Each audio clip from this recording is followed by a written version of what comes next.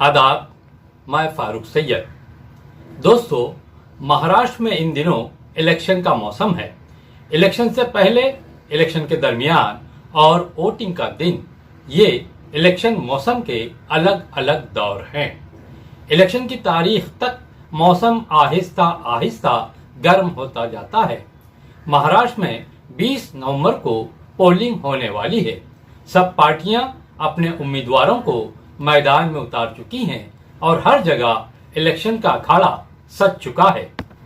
दिन भर घर घर पहुंचकर शाम के बाद गलियां, नुक्कड़ और चौपाल पर स्टेज सज जाते हैं और उम्मीदवार अपनी पार्टी और खुद की खूबियां बयान करने के लिए कौमी, रियासती या मकामी लोगों और लीडरों का सहारा लेता है। हर लीडर की चिल्लाने की जितनी ताकत होती है, उतनी जोर जोर से चिल्ला चिल्ला कर लोगों को अपने करीब करने की कोशिश करता है और वादों और इरादों की बरसात होने लगती है। महाराष्ट्र असेंबली की 288 सीटों पर यह खेल रोज बरोज जोर पकड़ता जा रहा है। इस बीच में सब पार्टियां इलेक्शन मैनिफेस्टो जारी करने लगी हैं। इंतखाबी मंशूर या इलेक्शन मैनिफेस्टो होता क्या है? किसी भी सियासी पार्टी का मंशूर या मैनिफेस्टो एक बहुत अहम डॉक्यूमेंट होता है। ये मैनिफेस्टो दो तरह का होता है। एक वो जो सियासी पार्टी बनाते वक्त जारी किया जाता है, जो परमानेंट होता है या वक्त के साथ तब्दील भी किया जा सकता है। दूसरा, इलेक्शन के वक्त जारी किया जाने वाला मैनिफेस्टो। हर पार्टी या उम्मीदवार इलेक्शन से पहले अपने वोटरों से वादा करता है कि वो जीतने के बाद क्या करने वाला है। इसी वादे या प्रॉमिस को इलेक्शन मैनिफेस्टो कहा जाता है। मैनिफेस्टो एक आदमी भी बना सकता है या फिर इसे बनाने के लिए एक कमेटी बनाई जाती है जिसमें हर फील्ड के एक्सपर्ट को शामिल किया जाता है ताकि हर फील्ड के वोटर को इम्प्रेस किया जा सके। इलेक्शन से पहले अपनी पार्टी का मैनिफेस्टो जारी करने की रिवायत रही है। इलेक्शन लोकसभा का हो, असेंबली का हो, कॉरपोरेशन या फिर जिला परिषद का। इसलिए हर इलेक्शन से पहले वोटर्स सियासी पार्टियों के मैनिफेस्टो का इंतजार करते रहते हैं। मैनिफेस्टो का एक एक लफ्ज बहुत ध्यान से लिखा जाता है और इसे इस अंदाज से पेश करने की कोशिश की जाती है कि पढ़ने वाला इम्प्रेस हो जाए। डेमोक्रेसी सिस्टम में इलेक्शन मैनिफेस्टो की बहुत ज्यादा अहमियत है। मैनिफेस्टो के जरिए सियासी पार्टियां हर फील्ड से ताल्लुक रखने वाले लोगों की सोच और फिक्र तक पहुंचने की कोशिश करती हैं। मैनिफेस्टो की अहमियत का अंदाजा इस बात से भी लगाया जा सकता है कि लोग इसे पढ़कर किस पार्टी को वोट दें, इसका फैसला करते हैं। पार्टी और उम्मीदवार की कामयाबी का ज्यादातर दारोमदार मैनिफेस्टो पर भी होता है।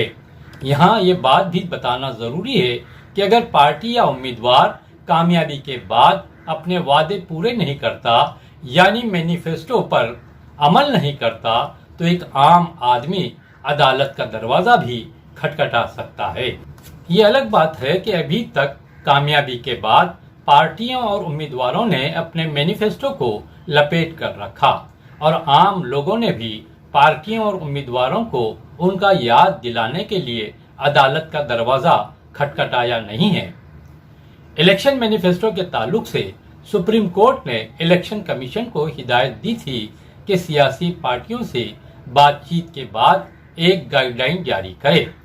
सुप्रीम कोर्ट की हिदायत के मुताबिक इलेक्शन कमीशन ने 12 अगस्त 2013 को तमाम नेशनल और लोकल पार्टियों के नुमाइंदों की मीटिंग बुलाई थी और इसकी बुनियाद पर 24 अप्रैल 2015 को मैनिफेस्टो के ताल्लुक से हिदायत जारी की थी।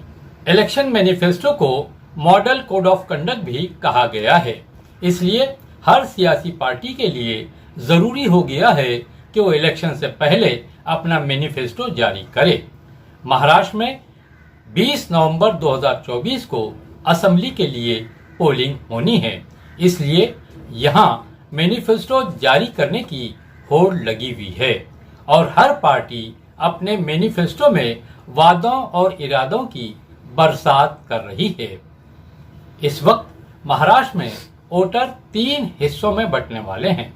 एक हिस्सा इस वक्त सरकार चलाने वाली 3 बड़ी पार्टियों बीजेपी, एकनाथ शिंदे की शिवसेना और अजीत पवार की एनसीपी का है। दूसरा हिस्सा कांग्रेस, उद्धव ठाकरे की शिवसेना और शरद पवार की एनसीपी का है। देखा जाए तो ये 2 हिस्से बहुत अहम और बड़े दावेदार हैं, लेकिन जो पार्टियां इन दोनों गठबंधन का हिस्सा नहीं है उन्हें भी नजरअंदाज नहीं किया जा सकता, जिनमें एमआईएम, वंचित बहुजन अघाड़ी, मनसे, दूसरी छोटी पार्टियां और आजाद उम्मीदवार हैं। महाराष्ट्र में सरकार चलाने वाली पार्टियों ने अपना मैनिफेस्टो जारी कर दिया है। सरकार चलाने वाली पार्टियों ने अपने मैनिफेस्टो में अपने वोटर्स से 10 बड़े वादे किए हैं। मंगल 5 नवंबर को कोल्हापुर में महायुति का manifesto chief minister Eknath Shinde, BJP के देवेंद्र फडणवीस और एनसीपी के अजीत पवार ने जारी किया। महायुति के मैनिफेस्टो की 10 अहम बातें, गारंटियां या वादे इस तरह हैं। पहला, औरतों को हर महीने दी जाने वाली 1500 की मदद को बढ़ाकर 2100 रुपये कर दी जाएगी और औरतों की हिफाजत के लिए 25,000 औरतों को पुलिस फोर्स में शामिल किया जाएगा। दूसरा, शेतकरी सम्मान योजना के तहत किसानों को सालाना 12,000 से बढ़ाकर 15,000 रुपये मदद दी जाएगी और एमएसपी में 20% सब्सिडी भी दी जाएगी। तीसरा, हर जरूरतमंद के लिए खाने और रहने की सहूलत दी जाएगी। चौथा, सीनियर सिटीजन के लिए माहाना पेंशन 1500 से बढ़ाकर 2100 रुपये की जाएगी। 5, पूरी रियासत में जरूरी चीजों की कीमतों में एकसानियत का वादा। 6, स्टूडेंट्स के लिए रोजगार और एजुकेशनल एड। 25 लाख रोजगार के मौके। 10 लाख स्टूडेंट्स के लिए माहाना 10,000 ट्यूशन फीस की सहूलत। 7, पूरी रियासत में गांव को जोड़ने के लिए रास्तों की मरम्मत।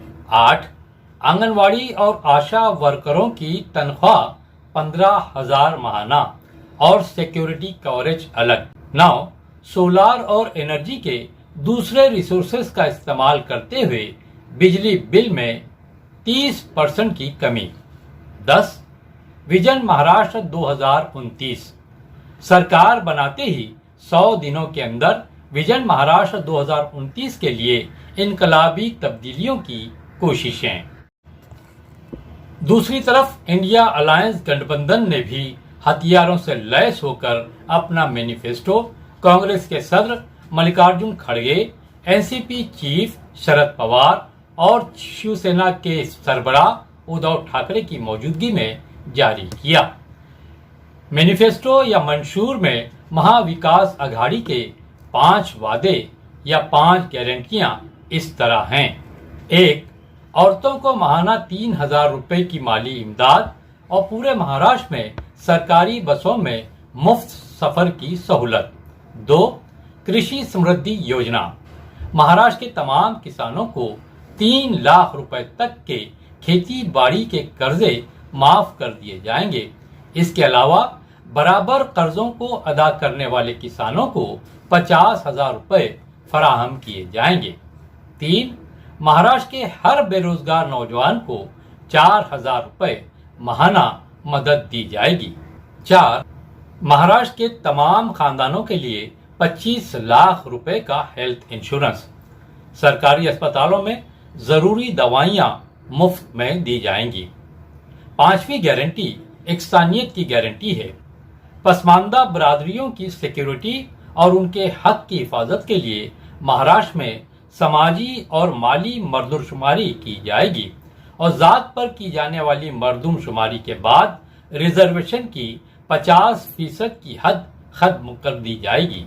महायुति के 10 वादे और महाआघाड़ी की 5 गारंटियों के बीच हर पार्टी ने भी अलग से अपना मैनिफेस्टो बनाया है, लेकिन दोनों गठबंधन का एक साथ जारी किया गया मैनिफेस्टो ज्यादा अहमियत रखता है, क्योंकि जिस गठबंधन की सरकार बनेगी उसी गठबंधन का मैनिफेस्टो लागू किया जाएगा। ख्याल रहे कि महाआघाड़ी में समाजवादी पार्टी भी शामिल है और महाराष्ट्र के वो इलाके जहां मुसलमानों की आबादी ज्यादा है वहां समाजवादी पार्टी का अपना अच्छा खासा दबदबा है। महाराष्ट्र असेंबली इलेक्शन 2024 में एमआईएम ने अपने तौर पर 16 उम्मीदवार मैदान में उतारे हैं। महाआघाड़ी और महायुति गठबंधन ने जिन इलाकों में मुसलमानों की आबादी ज्यादा है, अगर वहां किसी मुस्लिम चेहरे को मैदान में नहीं उतारा है तो वहां एमआईएम के उम्मीदवार की कामयाबी पक्की मानी जा रही है, या फिर वोटों की तकसीम की वजह से महायुति यानी बीजेपी, शिवसेना एकनाथ शिंदे या एनसीपी अजित पवार का उम्मीदवार कामयाब हो सकता है। महाराष्ट्र असेंबली इलेक्शन 2024 में वोटर्स 3 खानों में बटेंगे।